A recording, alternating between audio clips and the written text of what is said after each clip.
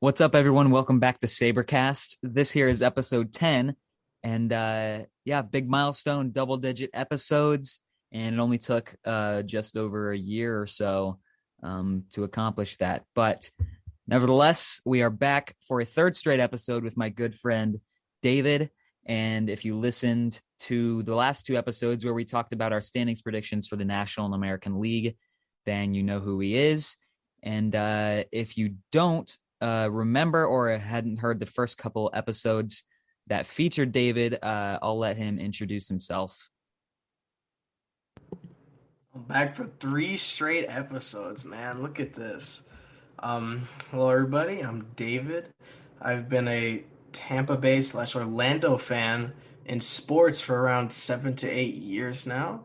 I have I have been co-running the Instagram page NFL.nerds for around I'd say 2 months now. So if you're interested in the sport of football and you want to see a more analytical approach to certain aspects of it, highly suggest you check out the page. I'm also on Twitter at the Ray Zone, so you can follow me there. I tweet usually about uh, simple stuff, or I put my opinion out there as well. So you can give me a follow if you ever want to see my opinion on certain things, and that's about it. Awesome. Well, always happy to have you here and know that our conversations are always going to be great. And today we're going to be talking about our awards predictions for both the National and American League.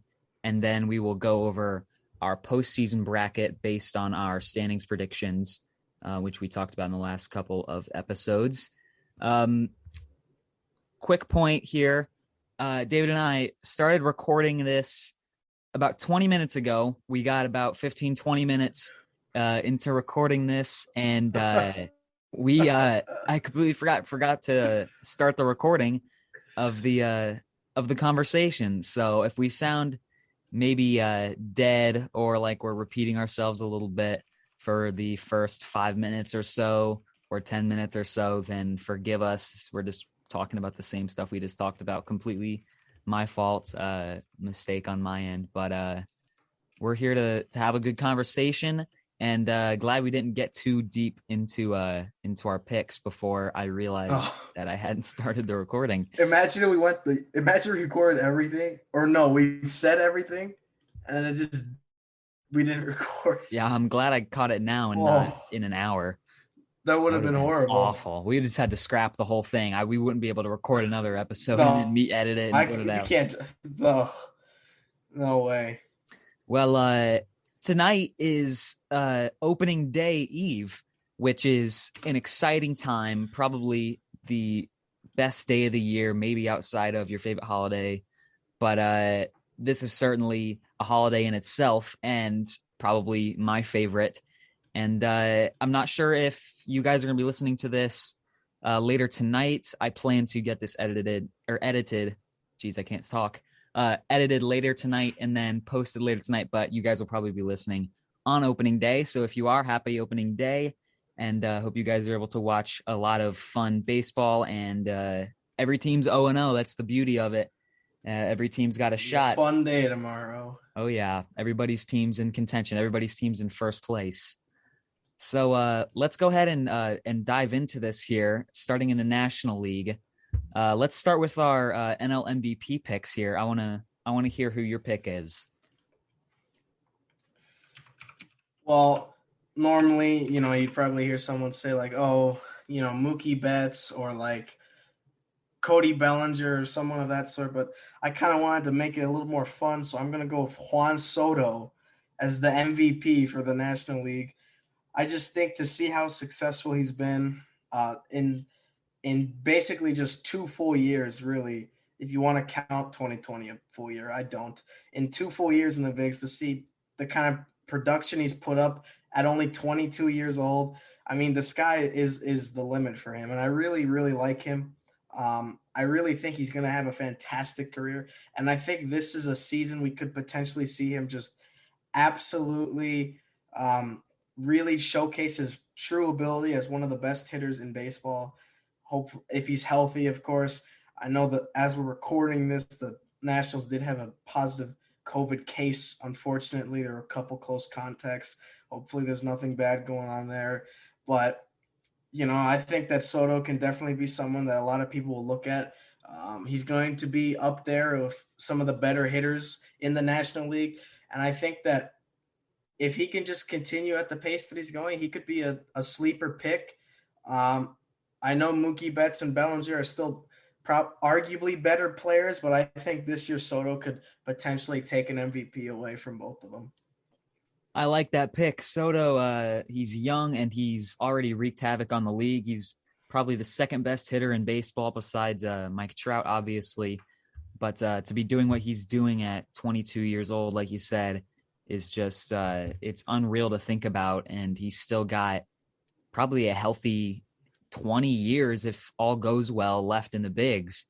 And he's the next Ted Williams. That's what we call him all the time. So I'm excited about what he's going to do this season. It's going to be fun to watch him. Right. Well, I've got him as my runner-up for National League MVP, along with Ronald Acuna Jr. in third place. But you mentioned him. I got Mookie Betts as my National League MVP, probably the most well-rounded player in baseball. If you want to argue Mike Trout, that's fine. But I think that Betts has got the clear advantage in defense and probably the advantage in speed as well. So I'm going to take Mookie here for NL MVP, kind of a chalk pick, best player in the National League. But I think he's going to have a great year. And obviously the Dodgers are going to be one of the best teams in baseball this year. And I think voters take that into consideration, be it as it may. But I'm going with the safe pick and picking Mookie here for NL MVP.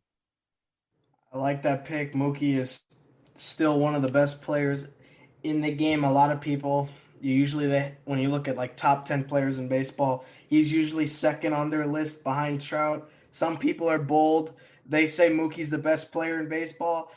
I could see the argument. I still think it's Trout, though, but that's just me. Still a great player.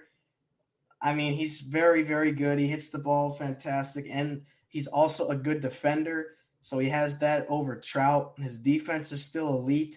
You can put him on any area in the outfield. He'll probably be better than most there. He's just a fantastic hitter. He's got a lot left in the tank, and he has no signs of declining. He is a great hitter, great fielder, just all-around fantastic hitter. He's basically what every team wants in like a cornerstone player. And you said it perfectly.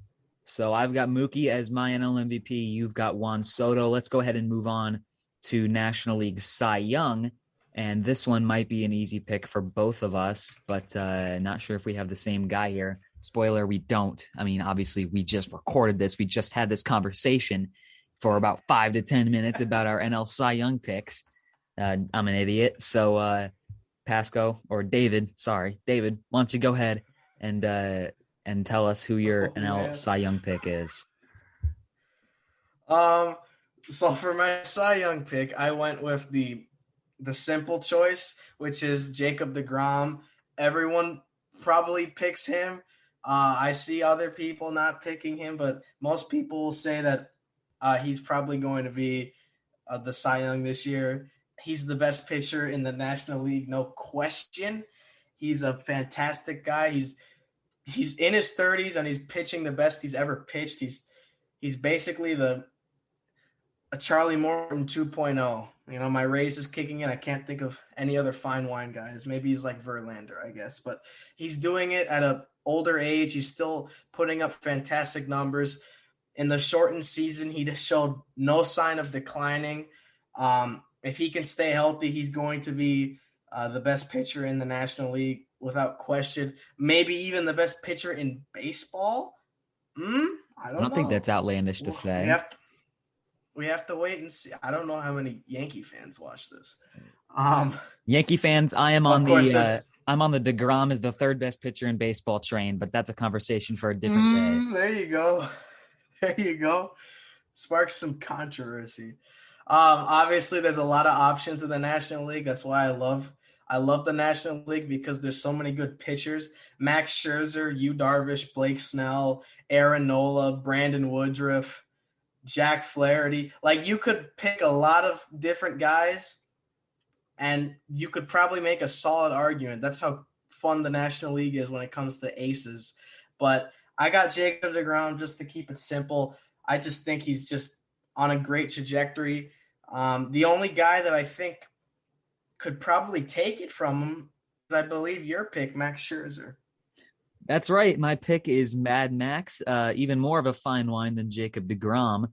Max Scherzer in a contract year this year, and not getting any younger, but we know what he can do when he is in peak form. He's done it for the past 10 plus years, and we know how great he can be, how nasty his stuff is. And he's my pick to win National League Cy Young, hoping that he can stay healthy for the full year. And I've got Jacob deGrom coming in as my runner-up, and then Blake Snell in third place. So I definitely think deGrom's going to have another stellar year. Like you said, best pitcher in the National League, hands down. But a lot of times the best pitcher in the National League or in the American League doesn't end up winning the Cy Young Award. So I'm going with Max Scherzer. And we've seen that too many times this last decade. We've seen that too many times. The snubs have been crazy recently. I know. Okay, so let's move on to National League Rookie of the Year, and you might be hearing some of my bias come out in my pick. But boy, I already know who it is. I already know who it is. Why don't you go ahead and I know who it is. Before I get into not a rant, but maybe an obvious pick, why don't you go ahead and tell us who your pick is? Although your pick might be pretty obvious too. I mean, for National League, I'm going with, I guess, a simple option. Like when people think like, oh, who's it going to be? This is probably the first guy I think. I'm going with Pittsburgh Pirates infielder Ke'Bryan Hayes. Obviously, he got to debut in the bigs in 2020 in the shortened sample size, but it was a pretty solid sample size. The Pirates are very high on him for a reason. He's very young. He's hit the ball very well in the minors. You look at his minor league stats, it's going to be fun to watch him play in the bigs now.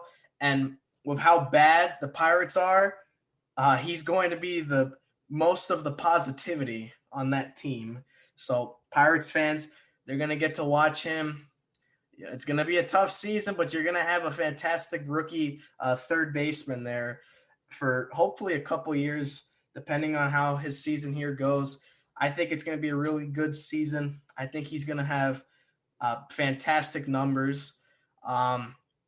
The Rookie of the Year in the National League, to me, it's not as, let's say, competitive as maybe an AL Rookie of the Year.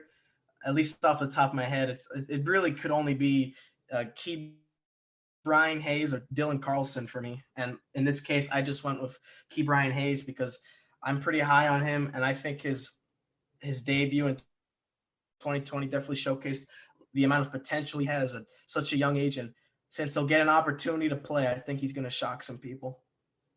Listen, if I went strictly based off of logic, and if I wasn't a St. Louis Cardinals fan, then I can tell you Ke'Bryan Hayes would probably be my pick. But I am letting bias and emotion get in the way of this pick and cloud it up, and I am fully embracing it. I'm going Dylan Carlson for National League Rookie of the Year. And boom. Like you said, it's pretty much a two-man race between Ke'Bryan Hayes and Dylan Carlson. And myself as a Cardinals fan and a Carlson truther at heart, I'm going with DC, my man. And I don't know. I mean, somebody can spring up out of nowhere and win it. But those two seem to be the two logical options as finalists, at least. And probably Ke'Bryan Hayes is going to end up winning it. But hopefully Dylan Carlson can have a solid year for the Cardinals and maybe get some consideration. I think Carlson is going to have a good year. He's going to get an opportunity, which he kind of had, but not fully. You know, he did get to play in 2020, but it wasn't on a full starting basis. Now, obviously, the Cardinals traded Dexter Fowler. That's an outfield spot that someone's got to fill. It's going to be Carlson, and he's going to do a pretty good job, mainly because he hits the ball really freaking hard. Like he hits the ball really hard, and logic shows if you hit the ball hard, most of the time That's a good thing that happens, And I think he's going to be pretty good. I don't know how good his defense is. I think he might have to work on it a little bit. Well, he I had a know he pretty had a solid couple big defensive plays, season. but Yeah. I'm pretty I sure he think had a like in the good defensive minors, he year. struggled a little on defense, I think. Yeah, I was told. it was a small His small minor league sample size defense wasn't last as year. good. Yeah, but still, he's still a good player, and I think if he gets a starting job, which he will, he could be pretty good. And it's really just between him and Key Brian Hayes in my eyes. I'm trying to think of anyone else that could potentially take it from him, but it's kind of hard for me to think of one. Maybe like Sixto Sanchez, maybe, but I don't know. I just prefer Cabrine or Carlson because we've already kind of seen Sixto, to be fair. Yeah, I like Sixto Sanchez too. I think he's another guy that could be in the running for that. I think the only thing that could hurt Dylan Carlson's case is Mike Schilt. I'm gonna say it. I've seen the lineups that he's maybe mentioned putting out for opening day, and they have him batting like seventh or something behind DeYoung and Yachty, and with practically no protection, like with Yachty in front of him and Tyler O'Neill or Justin Williams or somebody behind him. So he doesn't have the protection he needs. They should put him in the 2-hole so that he gets some good pitches to hit so they don't have to throw to Goldschmidt or Arenado. But not sure, that might be his downfall. That's kind of what happened last year. He didn't see too many fastballs right when he came up, and that's part of why he struggled so much, is because of all the curveballs and stuff he was getting. But he was able to draw a lot of walks last year. I'm sure he'll adjust. He'll adjust. It's second and time. Also that he walked too. Yeah, walks mean just as much as hits, people. Yeah, exactly. So those are our picks for Rookie of the Year. Kind of self-explanatory. Let's move on to NL Reliever of the Year. Ooh. Yeah, this might be a bit controversial here. I've got a guy that is quite unpopular with one community of baseball fans and quite popular with another. You probably know who I'm thinking about, or you've seen who I'm thinking about, because I've posted all these on social media, on Instagram and Twitter and whatnot. But I've seen you make a couple comments about it. Yeah, you've seen me make a couple of comments. Let's hear who your National League Rookie of the Year is. Well, it's Josh Hader. It's gonna be Josh Hader. It's hard for it not to be. Obviously you had the fantastic, rookie season by his teammate, Mr. Williams. Do I think he's going to pitch anywhere near that in a full season? Probably not. That was a very small sample size. And same thing with Hader. His season was solid last year too, but small sample size. There were a couple iffy moments at some point. I think his walk rate kind of increased in the shortened season, but I think Hader's going to be pretty good in the National League. He's just been a fantastic relief pitcher the last couple years. He's been a go-to guy out of that bullpen. He rarely makes mistakes. He's a pretty reliable option, and he hasn't lost anything that he's had. He's still striking guys out, and he's still not allowing runs, and that's what you want out of the guy you put in to get the final 3 outs of a game, and that's exactly what he's going to do. So I got him locked in as reliever of the year. Another simple pick by me, but most of these probably simple when you think about it. But the only way he wouldn't win this is if he's not wearing a Brewers jersey after July 31st, but we'll see how that goes. Well, it's hard to argue with that. He is clearly probably, well, talent-wise, not probably, definitely the best reliever in baseball. People who say Hendrix is better or Yates is better are foolish. It's clearly Josh Hader. His stuff's disgusting. He strikes out an incredible amount of people. He's on another planet. That said, I don't have him winning NL Rookie of the Year. I've got Edwin Diaz, my man in Queens, taking home NL Reliever of the Year. Big Edwin Diaz guy. Here's the thing. He's going to strike out guys too, and he's going to be on a team that's going to have great success this year if all things go as planned. And in a closer role, he's going to get a lot of saves. We could be seeing something close to or reminiscent of 2018 Edwin Diaz this year for the Mets. Ooh, So ooh. that might be too bold. I mean, he had like a historic 2018 season, but I mean, I'm on the Edwin Diaz train. I doubt he gets 57 saves I again. know. I doubt he saves are stupid. Closing pitcher as a concept is stupid. But I don't know. I mean, he's gnarly and he's got what it takes. Clearly, He's good. He's it's very just good. haters in his way. If he can break past Hater, then Haters in his way. then he can win it.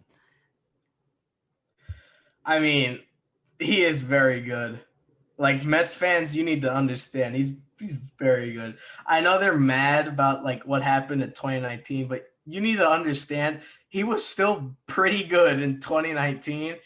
And in 2020, you got to see like a glimpse of who you traded for. Like the Edwin Diaz in 2020 is like that's the guy they traded like half their farm system for. Like that's the elite level relief pitcher that they sent the king's ransom for. Like that's what they picked up. And if he can just build on that great 2020 he had, I mean, he's definitely a candidate to take that award from Josh Hader. I do like Edwin Diaz a lot. I'm also a supporter of him. And I have proof because I got really excited last deadline when the Rays had called about Edwin Diaz at the trade deadline. I was losing my mind thinking we almost got him. I'm sad we didn't, but it's fine. You know what? Any team would be lucky to have Edwin Diaz. And Mets fans, you should be especially hoping that he can have a great year this year because Jared Kelenic is looming very close in the for the Mariners, probably going to come up this year and probably going to do some great things. But I've got Spoiler Edwin alert, Diaz. he's going to be amazing. Oh yeah, obviously, well into the future, he's going to be a phenomenal player. But I've got Edwin Diaz taking home NL Rookie of the Year. You've got Josh Hader. Pretty solid picks there. Okay, NL Manager of the Year and NL Comeback Player of the Year. We can get through these kind of quick. At least manager, there's not too much to say about managers. It's usually just given to the manager of a playoff team, kind of at random. Players, managers, I know. I don't know. It's just manager of the year is always a weird award because first of all, they vote on it before the postseason. Right. So anything the team does, like have a great run, like it doesn't count. So that kind of kills it. So you have to go off of kind of regular season and I guess storylines. So that kind of kills the excitement of that award, in my opinion, because if they waited till the entire season was over and there was maybe like an upset in the playoffs or like a great storyline, they'd give it to that manager, you know? Like in 2019, great example, they gave it to the Cardinals manager, Mike Schilt, when Dave Martinez led a wild card team, Nationals, to win it all. You would think he should have won it, but lo and behold, the Cardinals manager won it. Well, you know, typically they give it to a player's manager, a guy that's just friendly guy in the clubhouse, with the exception of guys like Kevin Cash, obviously, who are baseball masterminds and win it based on that. But with that said, player managers typically winning it. I'm gonna go with Jace Tingler, the Padres manager, as my manager of the year. Kind of just random, to be honest. Okay. I mean, the Padres are going to be great this year. They're going to win 90 plus games. They're going to make the playoffs, probably as a wild card, assuming that the Dodgers don't completely underperform. But Padres make the playoffs. Give their manager the award. I guess I don't even know. I mean, manager of the year is just I don't know who to give it to because I can't go off of the postseason. I have to go off kind of maybe who worked the hardest to get to the postseason, like maybe who had to deal with the most, I guess. Maybe Mike Schilt, because I have his team winning the division by like 2 games and making the playoffs at 83 wins. So I'll give it to him just because of my bracket. Scrappy, gritty manager. There you go. Old school Whitey ball. Ever see that? You ever see that clip of him like yelling at the umpire not to talk to his player like that? You asking me if That's I've seen real. videos of Mike Schilt yelling? Of course I've seen him. Yairo Don't Munoz talk to my featured in that don't clip. talk to my player like that. He was Jeez, calling for time. he's fiery when he needs He to is. be. I mean, he's a soft old man, just newlywed, Oh, he's fiery. You see the way he yells at those players in post game playoff advancement? and he's the man And when he needs to be. Randy or Rosarena live streaming that. Jeez, that's the highlight of his career. I mean, he was never mentioned I after mean, yeah, he that, was hasn't he? done anything. No, he got traded or something. No, he's out of baseball by now, probably. Okay, Oh so yeah. who's your NL manager of the year? Oh wait, no, did you already mention it? I don't think you did. Yeah, I said Mike Schill. Oh, you are going with Mike I just Schilt. went with Mike Schill. Oh, I Yeah, thought you were why talking not? I'm going theoretical with Mike there. Schill. I feel like he's the only one I can pick. I don't want to pick Dave Roberts because he's just going to have a great team. I don't want to pick Tingler because we already know they're going to be good. I don't want to pick the Mets manager. I don't know his name, but I don't Rojas. want to pick him because Rojas, because the expectations are already there. And the Braves manager, I don't want to pick him either. So I just went with Mike Schilt because his team has the most to work for in the entire 5 teams that are here. When's the last time a manager of a non-playoff team won manager of the year? I don't. Has sure. that even happened? I'm gonna go ahead and I don't know. I'm gonna go ahead and look it up. Or you can. I'll race you. I can't. We can both. Oh, Paul Molitor. Twins? Oh no, they made the playoffs. My bad. Never mind. Major I League forgot Baseball they made it in Manager of the 17. Year award. Did someone not make the playoffs? They've only been handing it out since '83. It looks like. Yeah, 83. I don't think they have. No, it's always given to playoff No, teams. did the Rangers make the Rangers made the playoffs in 2004? I mean, I'm looking that they were third place in the They did. AL West. Okay, they did. It must be that they always give it to a winning team. Oh, wait a minute. The Rangers didn't make it in 04. They didn't? No, because back then the wild card was just a single team. Joe Girardi. So the Rangers missed it. Yeah, Joe Girardi won it in 2006 for the Marlins, who finished fourth in the East. In 2006? That's interesting. That definitely means he missed. So they do give it away to. Okay, so they give it away to other teams, but like, what gives? Why don't we do that anymore? It's no weird. Clue. I don't know. I don't know. This is a weird award. It's a stupid. It doesn't affect much, anyways. I don't know why we give an award to the manager when it's the entire roster that is the reason they're winning. Does the manager get, I guess, maybe an incentive on their contract? Oh, you took this guy out in the 8th inning, you get a reward because you made the right move. An extra $25,000 on your contract. That's a lot of money for me, man. That is a lot for us. It is, at least. But I think for most people. Well, yeah, unless you're a guy who's making a few $1 million a year, then it's not that much. Unless you're like some YouTuber playing Among Us right now, you're probably wanting $25,000, right? No, it's a lot of money, yeah. Okay, let's go ahead and move on to NL Comeback Player of the Year. This one was kind of easy. It came to me pretty quickly. I'm just going to say it, Christian Yelich. Really? I feel like, Yelich had a down year by his standards last year. By no means was it a bad year. He still had like a 113 WRC plus, which is good, but he was not even near the Christian Yelich that we'd seen in 2018 and 2019. But I think that people are now down on him and like sliding him way down top players in baseball lists just because of a fluke season. And I think that he can get back to maybe like a 140, 150 WRC plus this season and prove those doubters wrong.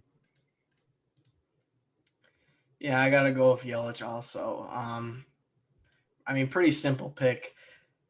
He definitely has the most to come back from because now all the doubters are in front of him. He had those great 2 seasons, and then 2020 hits, and all of a sudden, he kind of takes a barely. It was a decline, but it wasn't as bad as people are saying it was. But he's definitely got a lot to prove. He has to make sure that people still recognize him as one of the best, players in the game, basically in the National League as well. It's not going to be easy, obviously, but I'm sure he can do it. He's definitely shown it before. He's a great player, and all he needs is just the opportunity, and he's getting it. That's really about it. He's still a good player. He just needs to prove it again. Well, is he your pick to win Comeback Player of the Year as well?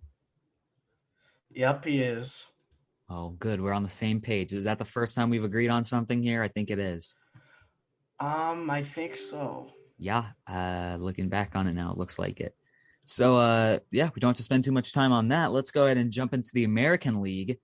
And I've got two players on the same team winning the two major awards, MVP and Cy Young, and Manager of the Year, actually. So 3 of the big awards I have all going to the same team. And I was looking back over this, and every pick that I have is from the same division also, which is interesting. Oh, man. Complete coincidence. I was not planning on doing this.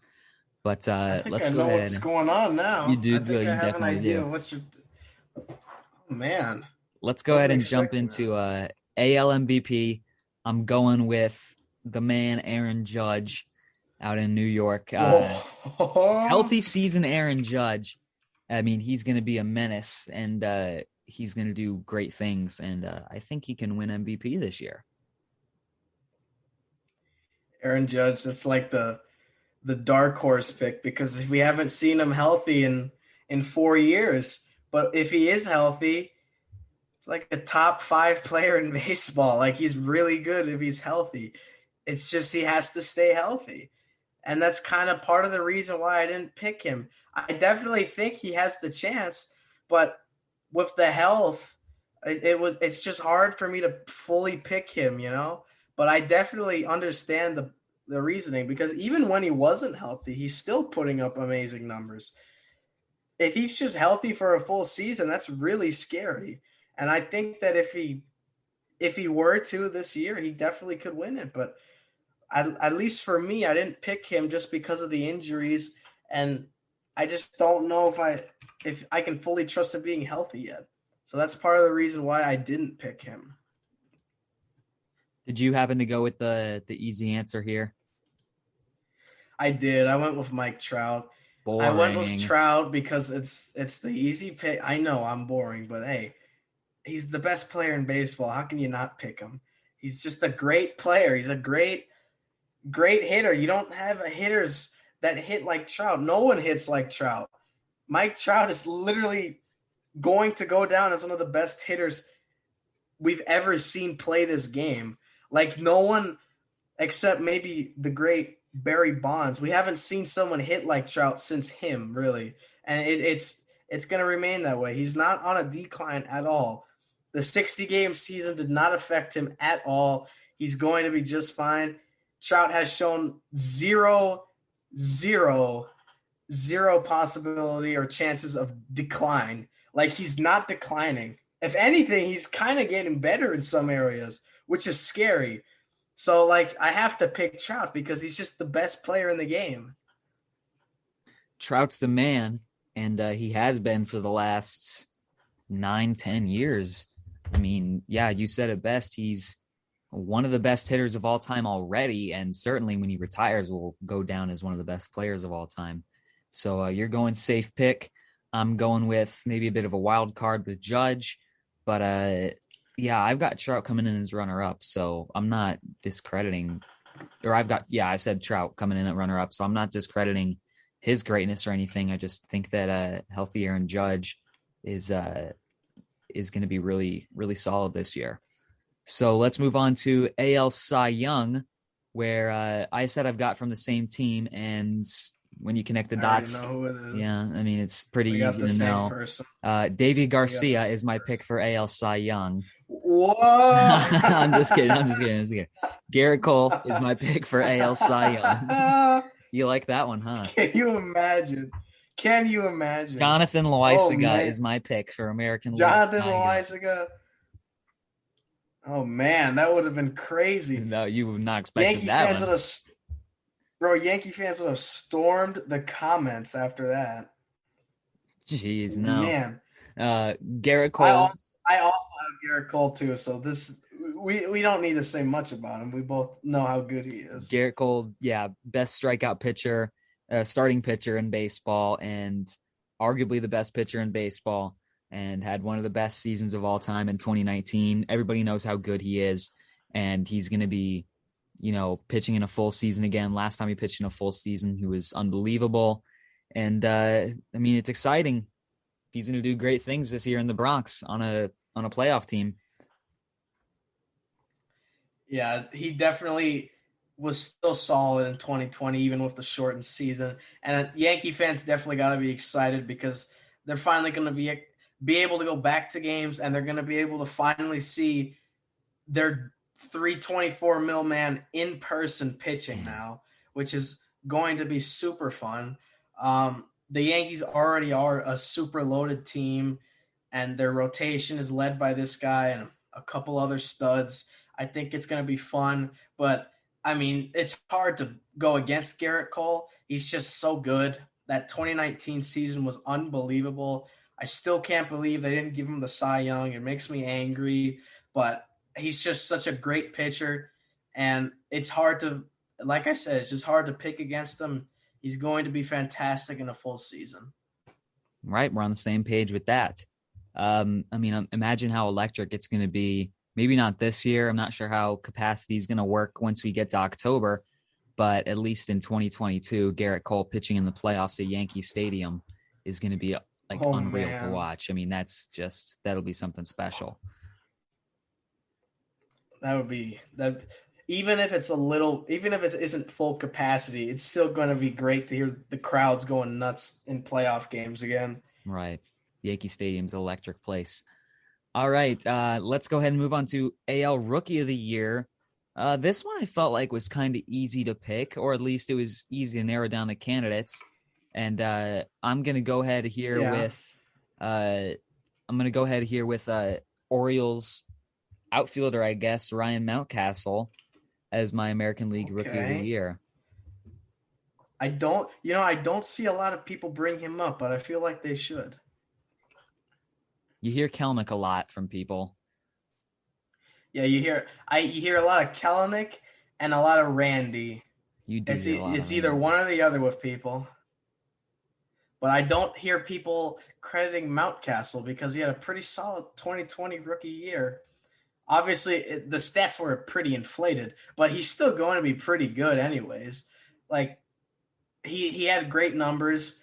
It was a short sample size. He's not going to put up anything similar, but I do think he's going to be pretty solid. I like the pick because honestly, not many people are bringing him up, and obviously the Orioles are going to be bad. Unfortunate. I hate to be the Debbie Downer, but the Orioles are going to be really bad. But at the bright side, they're going to get to see this young stud in their infield. And you get to see Rutschman soon too. So I mean, the Orioles have got Oh yeah, they've that's going got to some be. stuff to look forward to in the next couple of years. They've Oh got a yeah, decently bright they're future. not. They're going to get back to being a. They'll be back to being somewhat solid in a couple years. Honestly, Yeah, I they just mean, got to get some pitching. That's really their weakness. They just don't got the pitching. they really don't. They have If they some if guys they that got if they need to develop their young pitching prospects, or they need to acquire some better like pitchers in the free agent or trade market because they already have pretty solid young core they can build around in like 2 to 3 years. But like it's been like I don't know, like 2 weeks since we made the recording of the Orioles or like the AL preview. I still can't name a pitcher on the Orioles except like Wojciechowski. Like I still don't know any of their I don't pitchers. even think Asher John Means, there's Wojciechowski's another on the one. team. I think Asher Wojciechowski's a Oh, Yankee. look at me. Okay, then I know John Means, and that's it. I really don't know any pitchers on that team, and that's a problem. That's a pretty big problem. Baltimore, get pitching. Figure it out. Let's Get go. some pitching, and build around Mountcastle, Rutschman, and Mancini, and you'll be fine. Call up Grayson Rodriguez and go get Max Ooh, Scherzer on the free yeah. agent market. Get Walker Buehler in a couple years. Oh, Just Jesus. figure it out. Oh, man. Can you imagine Scherzer just, In even if the Nationals Baltimore, aren't good in 2021, he signs with the Orioles of all teams? gross. I feel like he'll What go the to a heck, team where man? he can win another. Well, I don't know. He's already got his ring. I don't know if how ring hungry he'll He be. already He'll got probably his ring. He resign. waited a long time. I say he resigns, but I'm sure if he even like sniffed the open market, like half the league would somehow call him. I mean, yeah, he's going to be a hot commodity this winter. So I'm going Ryan Mountcastle for AL Rookie of the Year. I have an idea of who you're going with, but you haven't told me yet. I'm not sure who it is, but why don't you tell us who your Oh, AL I Rookie of the haven't. Year I is? haven't. Well, I feel like it's, at least to Ray's Twitter, it's going to be controversial because all I've done is talk about how he's not going to do that well, how the postseason was like, doesn't matter now, and how like he's not as good. He's going to be regressing. But screw it. I'm in a good mood, and tomorrow's opening day. I'm going Randy. with Randy Arozarena for American League Rookie of the Year. All right? Afrada Reina Unbelievable winning Rookie of the postseason. Year. Unbelievable postseason. He's not going to play like that, obviously, but he's still good enough to be a starting outfielder on any team. He's going to give you solid hitting. He's got great speed. He can steal around the bases. I mean, he's just a great player. To me, he's going to be like this Rays team's like BJ Upton, like that speedy outfielder that mashes the ball sometimes. Like you look at like different generations of teams' franchises, there's always like specific guys that you can like point out. Rosarena is going to be like this like Rays Saga's like BJ Upton. He's going to be that fast, speedy outfielder that can hit the ball hard. And I'm super excited because I really like Rosarena. I really think he's going to be good. I know I say he's going to regress, but I mean he is, but that doesn't mean I don't think he's going to be good. I know he's going to regress. I've already admitted that I think he will, but I still think he's going to be a very solid option for the Rays in the outfield, and I'm hoping to get his jersey soon. So let's do it, man. I'm going with Randy. I mean, it's hard to argue with that. He's shown what he can do at the major league level already. And like you said, certainly he's going to regress, but he's still going to be a very, very good MLB player. And yeah, invest in a Randy jersey now. It sounds like the Rays are trying to lock him up long term. I mean, I've seen reports of that in recent days. They they did talk to him about extension. I don't know how deep in talks they were, but I wouldn't mind extending him. Obviously, that confirms he'll get traded in a couple years, but I still got 2 more years at least. Well, get a jersey now while you can. I'm going Mountcastle. I'm going Mountcastle. You're going to Rosarena. And those are our Rookie of the Year picks. Reliever of the Year. Just got a few more awards here. AL Reliever of the Year. I had Nick Anderson, but I made these predictions He got hurt prior to him getting hurt. Yeah. So I made these predictions prior to him getting hurt. So I'm going to go ahead and adjust this and bump up my my runner-up, Ryan Presley, as my AL Reliever of the Year pick. Ooh, I like that pick. I love Ryan Presley. That pick. He's nasty. I like that pick. That's a bold pick right there. I don't think it's too bold. I Man. think he's shown how great he is. And yeah, but not many people are looking at him, man. I mean, he flies under the radar. You're the first person I've ever seen to even mention him as a candidate. Like no one's talking about Mr. Presley. I mean, he's had some phenomenal seasons in the past few years. I think he's got a really good shot at it, especially if Houston wins the division, which I think they are definitely the favorites to do this year. I mean, he's a great. I'm not disagreeing. I'm just saying I'm glad someone's bringing it up because he's a great reliever. No one's talking about him. And in that Houston bullpen where, it's a little bit weaker than previous years, they got to have a good closer. And he's definitely that guy. I like Ryan Presley. That's a pretty bold pick. Well, I'm interested to hear who you pick for AL reliever of the year. Why don't you go ahead and tell us? Well, spoiler alert, it's another boring one. I went with newly acquired White Sox Liam Hendrix. In my opinion, he's been a top 3 reliever the last 3 years, and I don't think that's going to change. I think he's going to continue to be the dominant closer that he was in Oakland. Obviously, he signed with Chicago that got that really confusing, we'll call it, contract at first.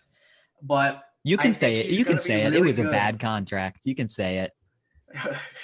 That's a lot of money for a guy that's going to appear in every third game. Let me just say this: they're paying him like he's like Mariano Rivera. Like that might be a stretch, but honestly, I don't think anyone should ever pay a reliever like more than like $5 million should probably be like the limit. But paying one like it's just I don't know, man. I'm not a fan of spending high on relievers because they're relievers. They're not starters. Starters, I understand because you can use them more than one inning. But like a reliever, it's like 2 to 3 innings at most. Like you're not going to put him in there for like 8 innings one day. That's another. Why would you pay him like that much money if he's not going to pitch that long anyways? That's another Cardoma from you.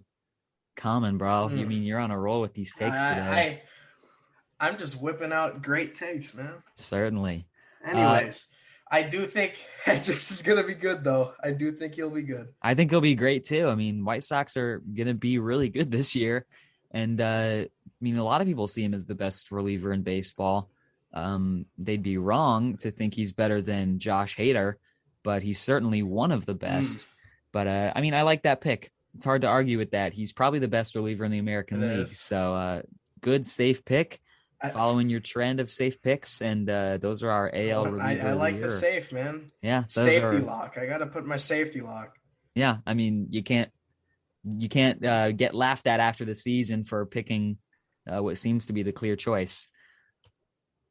Exactly. So those are our AL reliever of the year picks. We've got a couple more awards here before we move on to the brackets, and so let's talk about AL manager of the year. This one.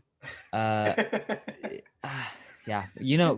we hate manager of the year. It's a dumb award. You know what? I have my pick. Can I go first? Go ahead. Go first. I already know. Like, let me whip out a bold take. They're gonna vote this guy because they just like him. Because he's a part of the game and crap. Let me guess who it is. You finish describing him and then stop and let me finish and let me guess who you're talking about. No. The writers are dumb. We already have addressed that. Clearly.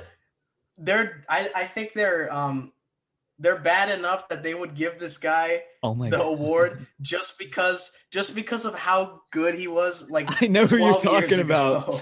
I know who you're talking about. You're giving it to Mr. DUI himself. They're gonna. I guarantee, bro.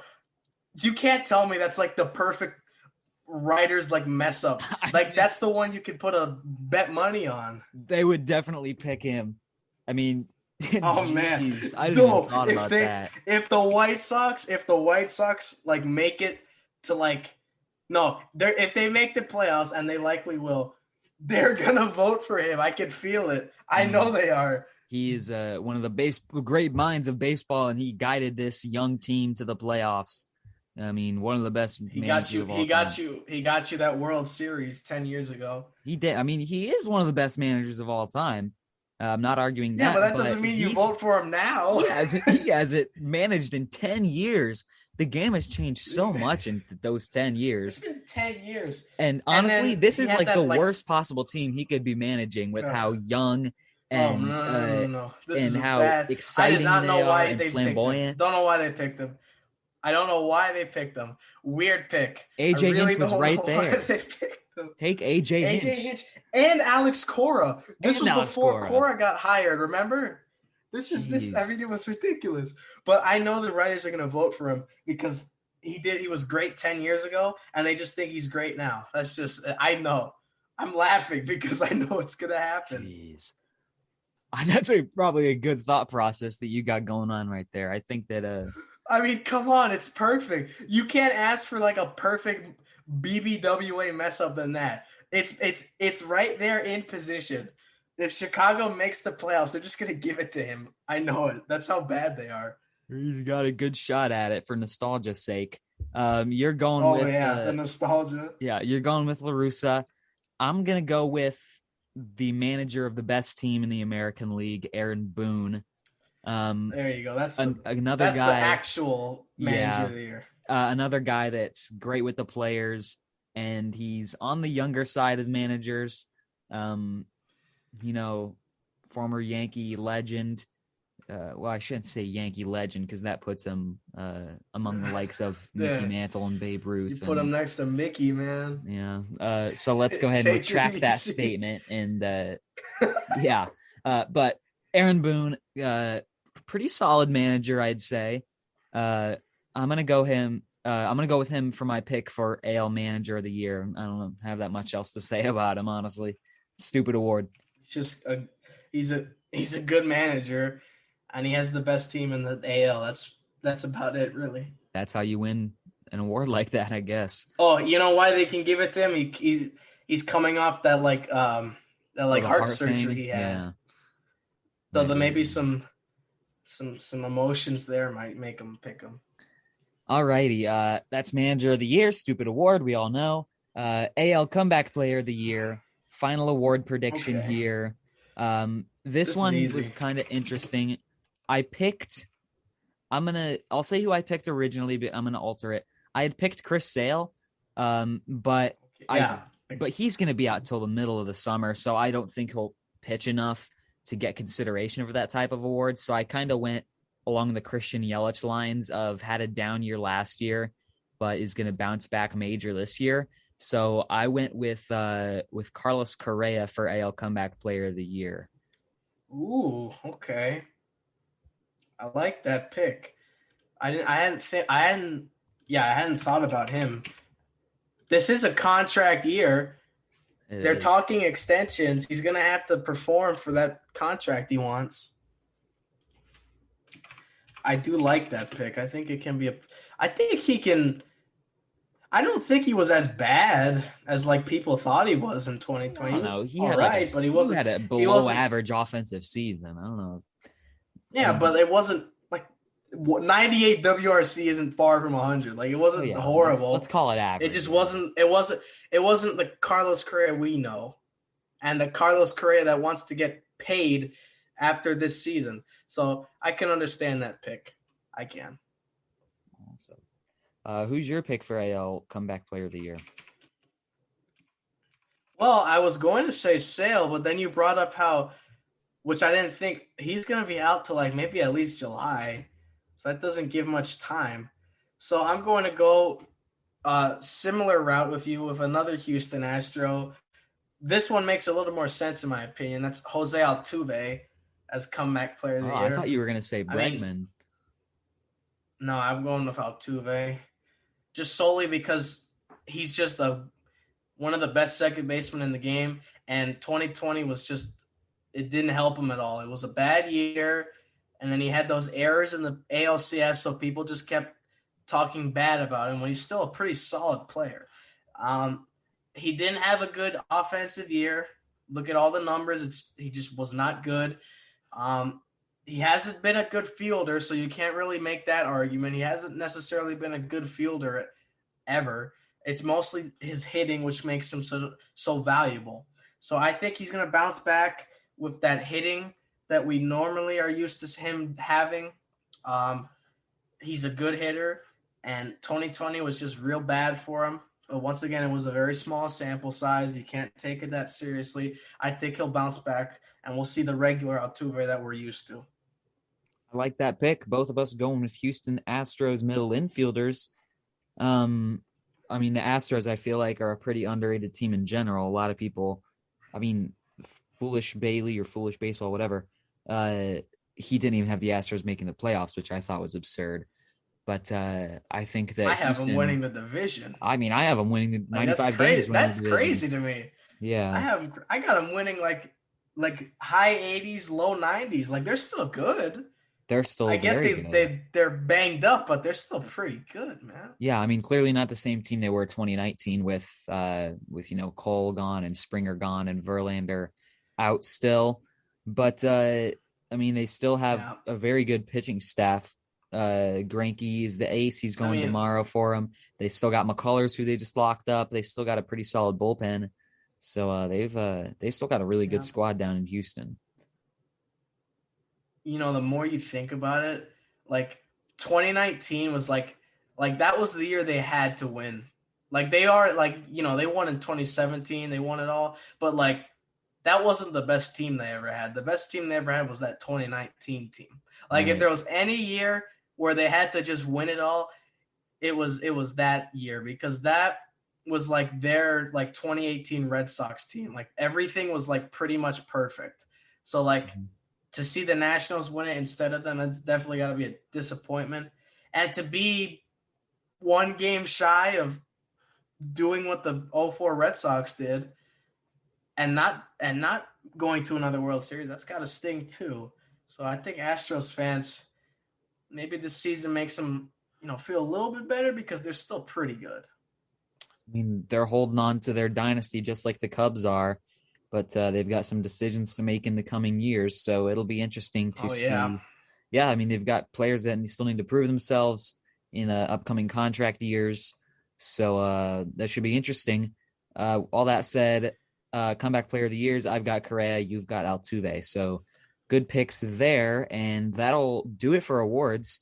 We can go ahead and move on to postseason now. And we shouldn't spend too much time on this, honestly. We've been going, I think, for kind of close to an hour.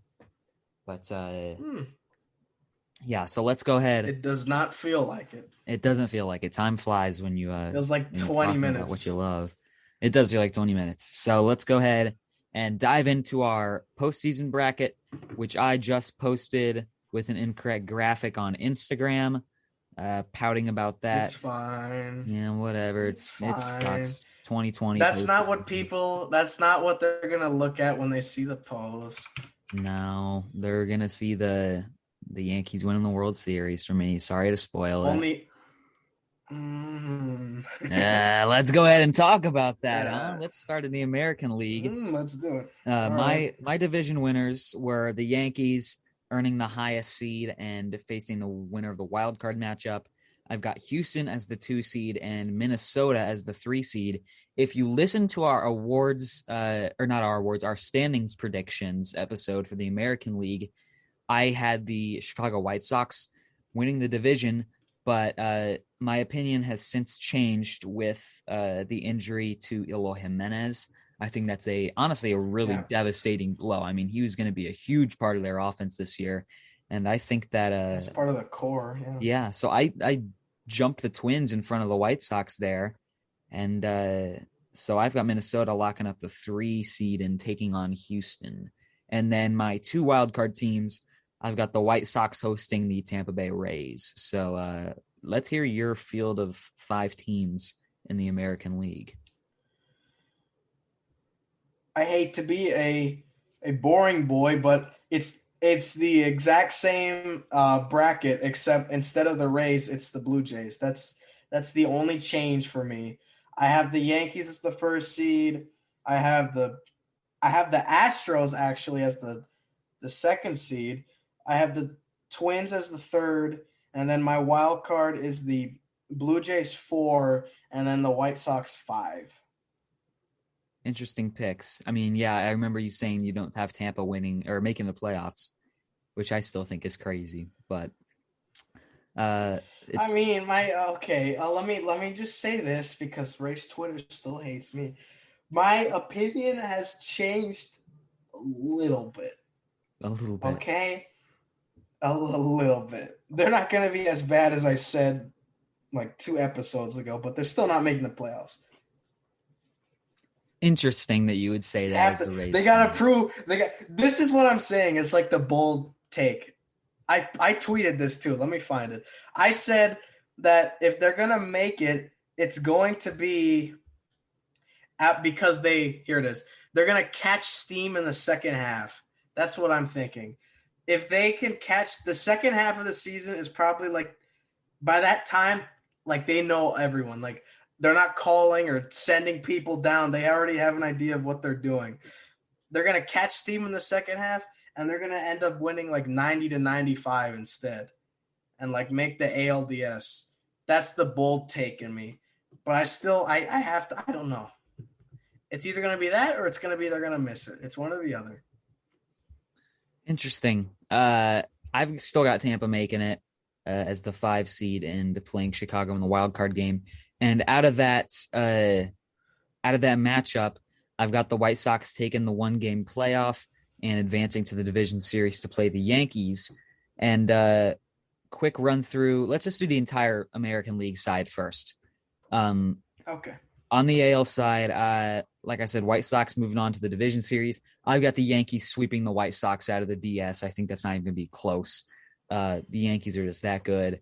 And then I've got Houston beating Minnesota 3-1. I think the Twins will finally win a playoff game, probably with Maeda on the mound. But after that, I think they're kind of screwed. Houston's really, really good. Okay. Well, for mine, I have obviously Blue Jays or the White Sox. Blue Jays hosting the White Sox in the wild card game. Even without Eloy, I've given it to Chicago. Toronto's good, but White Sox are just a little bit better.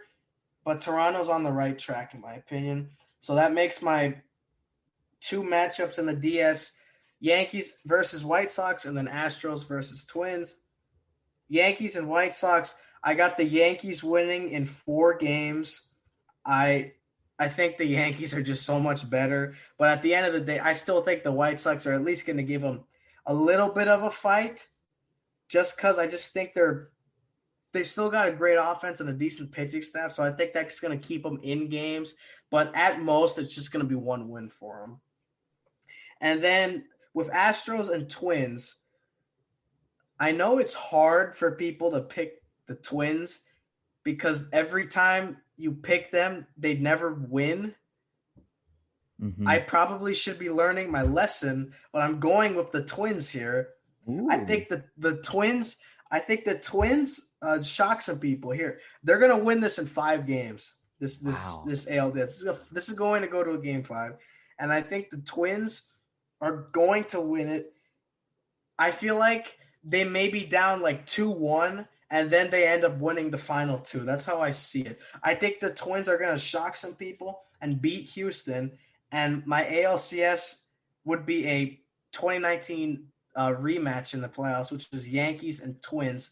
And in this matchup, I have the Yankees winning in 5. Yankees are just built too well. They're too good right now. It's hard for any team to beat them. And the Twins, they may not make the World Series, but they didn't go winless in the playoffs, in my opinion. So I think this is still a win, but they're still not ready yet. They're still not there. I got the Yankees winning the AL pennant. I'm in agreement with you on that. I've got the Yankees coming out of the AL. I've got them facing Houston in the CS and finally taking them down in the championship series, 4-2. So I've got Houston winning a couple games in that league championship series. So we've both got the Yankees coming out of the AL. Pretty similar overall playoff picture on that side of the bracket. Let's move on to the NL now, where we could be still seeing some similarities. I just had a voice crack. But yeah, my number 1 overall seed is clearly the Los Angeles Dodgers. My second overall seed is the New York Mets, and then the Milwaukee Brewers. So I've got the Dodgers facing the winner of an Atlanta at San Diego wildcard game, and then I've got the Mets hosting the Brewers. Still can't believe you have the Brewers winning that division. My number 1 seed is the Dodgers. I don't think that will change for anybody. My number 2 seed is the Mets.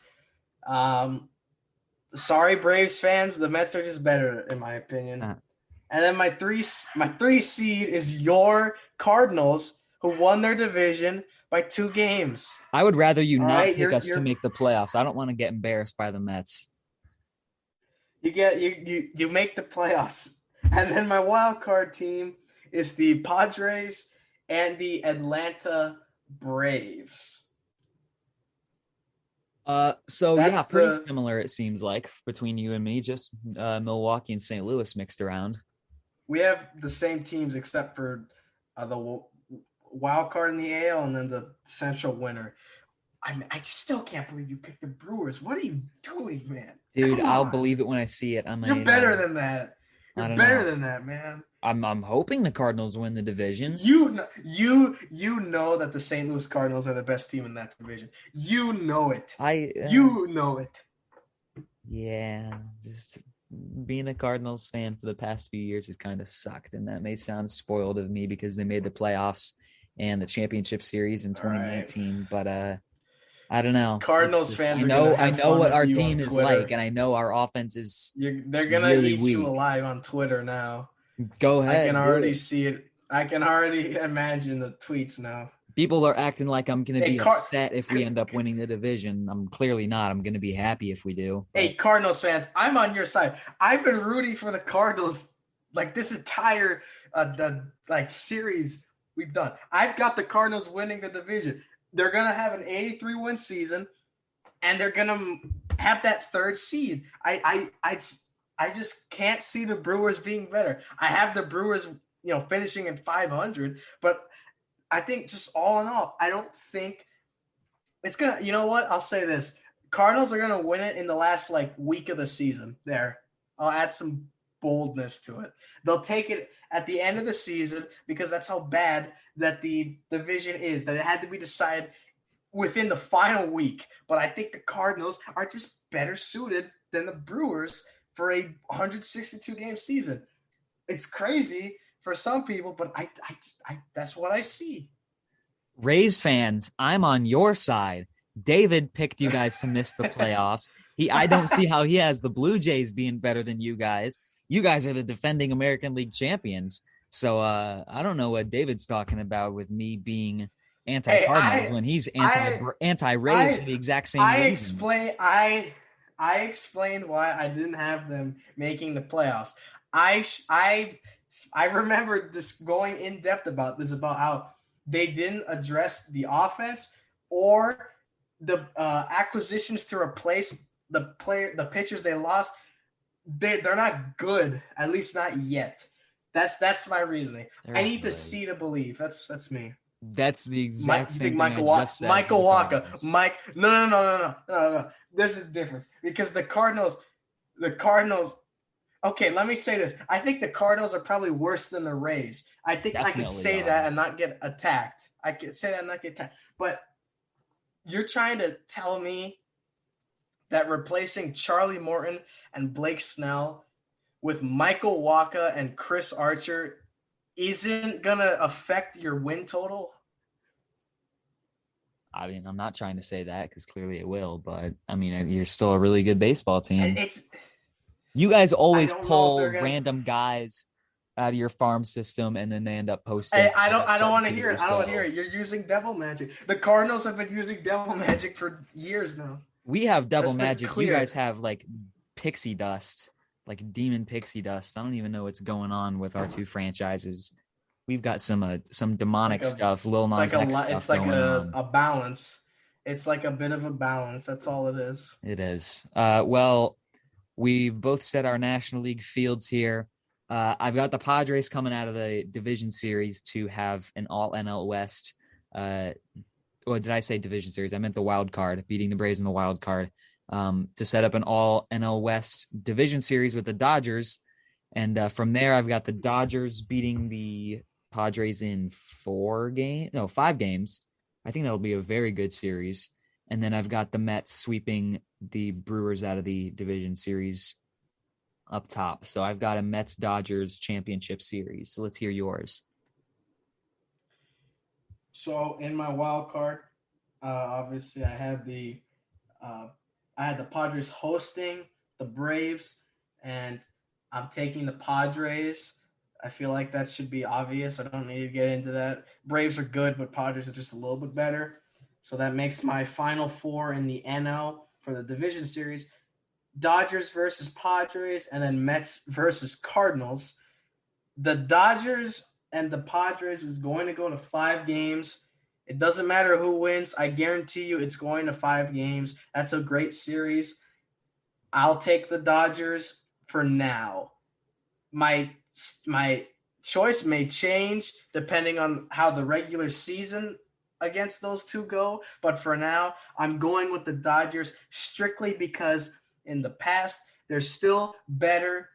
They played each other in the playoffs last year. The Padres got swept. They're not getting swept this time, though. It's going to 5 games. I can guarantee you if they meet in the division series, that's going to 5 games. But for now, I have the Dodgers taking that one. And then Mets versus Cardinals. The Cardinals get swept. That's about Yeah, it. I was Don't gonna need say, to get don't into give us a that. win. Cardinals. No. I didn't give you one. I made sure to it. The Mets sweep the Cardinals. Cardinals fans get a nice 3 postseason games, but unfortunately they weren't ready to play the Mets. That's about it. So that makes my NLCS matchup, the Dodgers and the Mets, feels like a classic like 80s or 90s postseason matchup. But I have the Dodgers winning in 6.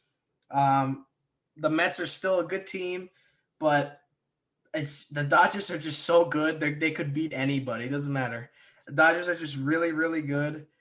They're gonna best the Mets pretty hard. I think the Mets they're gonna fight hard. It's not like the Mets are gonna get killed. I have them winning 2 games. I could probably see this series going like a 2-2 tie before it ends in 6. That's what I'd say. Just this is a great matchup. I like these 2 matchups, but I gotta give it to the Dodgers. So that makes my World Series matchup. Surprise, surprise, it's Yankees and Dodgers. I've got the same thing as you. I've got the Dodgers taking down the Mets in the championship Whoa, series. passing Although, bomb. what happened with Jeff As the Passan? hours melt away, Francisco Lindor and the Mets are no closer to a contract extension. No new discussions, no workshopping proposals, just a staring contest between the All-Star and the organization. Wow. Mets offer is parked at 10 Wow. years, 325 million. Lindor has not come off his counter offer for a dozen years and more than 50 million more. Of course, this can change in an instant, but to this point, neither side is engaged, and the opening day deadline Lindor set is now here. Mets fans, Mets you guys are going to lose fans. the championship Oh, series and lose Lindor after and after lose that happened. Lindor. So Oh, there you go. man. I've got the Dodgers in the World Series as well. I've got that Wow. going 7 games, that championship series though, and that means both of us have a Yankees Dodgers World Series. You heard me say I've got the Yankees, and I'm sticking with that. I think the Yankees are incredibly good. I think they have the best offense in baseball probably, and an extremely good pitching staff, both rotation and bullpen. It's going to be hard to beat them in a 7-game series. I've got that going 7 because if anybody can beat them, it's the Los Angeles Dodgers. So why don't you give us your final predictions for the Fall Classic 2021? Fall Classic is the classic matchup, Dodgers and Yankees. I'm giving it to the Dodgers. I say they win in 6 and they repeat as champions in the World Series. I say they're going to beat the Yankees in 6 games. They're a very good team. Yankees are going to put up a fight. It's not like it's going to be just a 1-2 fight. I think it's going to be pretty close, but I think at the end of the day, the Dodgers are just a better team to pick. They're just better equipped, and it's just really hard for me to see the Dodgers lose to any team in the playoffs. They're just so good, and they still are. They barely got worse, if at all. So it's just hard to bet against the Dodgers. I'm sorry. I agree. I mean, the Dodgers, in a 7-game series, You would have to face Kershaw, Buehler, and Bauer twice each, and then probably David Price once, or maybe Julio Urias makes a spot start or something. I mean, their rotation and pitching staff is insanely deep, and they've got so much talent in all aspects of the game. I think if it ends up being Yankees-Dodgers in the World Series, I think that would be one of the best World Series that we've seen in the 21st century, at least, or that I can remember. But yeah, I mean, we've both got Yankees-Dodgers in the World Series.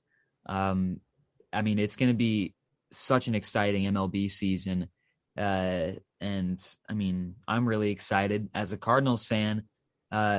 Arenado is going to be starting at third base on opening day tomorrow. Jack Flaherty is going to be on the hill, and Dylan Carlson's going to be out in right field. So, I mean, I've got a lot to be excited for. The Rays have got a lot to be excited for. Hey, me too. Yeah. Get to watch Glasnow pitch again. Get to see all the guys back. Meadows, Randy, Brandon Lau. I mean, it's going to be fun to see it. We're starting off with the Citrus Series against the Marlins, which is fun. It's different because usually it's like a division rival. This time it's going to be more of a city rival, which is always fun. Right. Didn't you guys play Pittsburgh on opening day in 2019, or were you supposed to play them last year on opening day? I believe I think that was the opening day schedule before COVID hit. Yeah, that's what I figured. Because I think 2019, yeah, I went to 2019. We played the Astros. Well, the Cardinals get to body Luis Castillo in the Reds tomorrow. So that should be fun to watch. Yeah, bold prediction. With all that, do we have any bold takes? Do we have any bold takes before opening day? Bold takes before opening day. Just something. Just spit it out. Anything at all. Just spit it out. It doesn't have to be logical. There's extremely. You know what? Screw it. Shane Bieber throws a no-hitter. Boom. There's the boldest take. Tomorrow on opening day. Tomorrow on opening day at 1:10 p.m. Eastern time, he's gonna throw a no-hitter against the Tigers. Write it down. All right. There's the boldest take of the evening. Bold prediction. Giancarlo Stanton hits a walk-off 3-run home run against the Blue Jays tomorrow. Exactly at 4:19 p.m. Eastern time. Ooh. Bold prediction. Clayton Kershaw hits multiple home runs against the Rockies with no DH. He's going to make sure it doesn't matter. Are we going with like hot take, hotter take, hottest take? I'm just going with the craziest ideas right now. How about this one? Okay, I got one. Go ahead. Someone's going to win on a balk. There's going to be a walk-off balk. Yeah. Interesting. I like the Bieber no-hitter one. So I'll leave it with another bold take there. I'll leave it with all right. Kershaw hits 2 home runs, but in that same game, I'm gonna say crap. No, what player do I want to play? What do I want to pick? Let's say Ryan McMahon hits 3 home runs in that game tomorrow for the Rockies. Ooh, Ryan McMahon. What about Sam Hilliard? I like him. Sam Hilliard's going to hit 2 by himself. There will be a total of 18 home runs between the two teams, Rockies-Dodgers. Oh. That's ridiculous. What would be the final score? 18 home runs. No, it won't. It's bold, though. 25 combined runs between the two teams. So let's say 14 to 11 bold. Dodgers. All right, that works. I like that. I got a semi-bold take. Francisco Lindor hits a home run in his Mets debut. Just like Robinson Cano and looks up to the owner's booth and flips off Steve Cohen for not paying him $400 million. Hey man, he is the greatest shortstop of all time who ever lived. He deserves any money. A-Rod who? Yeah, A-Rod who? Cal Ripken who? Who's A-Rod? Cal Ripken? Who are you guys? Okay. It's getting a little late. Let's go ahead and wrap it up here. I'm not going to edit this podcast tonight. I will do that tomorrow, sometime in the late morning, early It's afternoon. way too late. It's it's past 10:30 p.m. Eastern time here, and I've got school tomorrow morning, so I am not going to stay up and edit this podcast. But that means that if you're listening to this, you will be listening to it either on opening day or afterwards. If it's the former, then happy opening day. And I hope that whatever team you're a fan of wins the World Series this year, of course, unless you're a Cubs fan. You know what? I'll agree with you on that one. Yeah. Any final words before we sign off here? I hope everyone as they're watching this, I hope everyone has or had a great opening day. I hope all their teams have a great first game. Even if you win or lose, as long as you try hard, that's all that matters. It's never over till the third out in the ninth. I hope everyone is happy and healthy on opening day. I don't want to see any gruesome injuries. I hope everyone just has a nice, clean first day of baseball in front of crowds. We finally get to go back to games, and we finally get to have a bit of some normality after this very difficult last year that everyone had. Of course. The end is near. The light at the end of the tunnel is approaching fast. So thank you, as always, for listening, everybody. And thank you again, David, for joining us for a third episode here. And I'm assuming that you'll be on for future episodes, one way or another, whatever we end up talking about. But this probably won't be the last time you're on. So once again, thank you, everybody, for listening and taking some time out of your day to listen to us talk baseball, which is something that we both love doing. And we'll probably never stop doing, even if we stop doing this podcast. Baseball is still a passion of ours. And so thank you for sticking around with us and listening to SaberCast episode 10. And I will see you guys in episode 11, whenever that may be. So see you guys.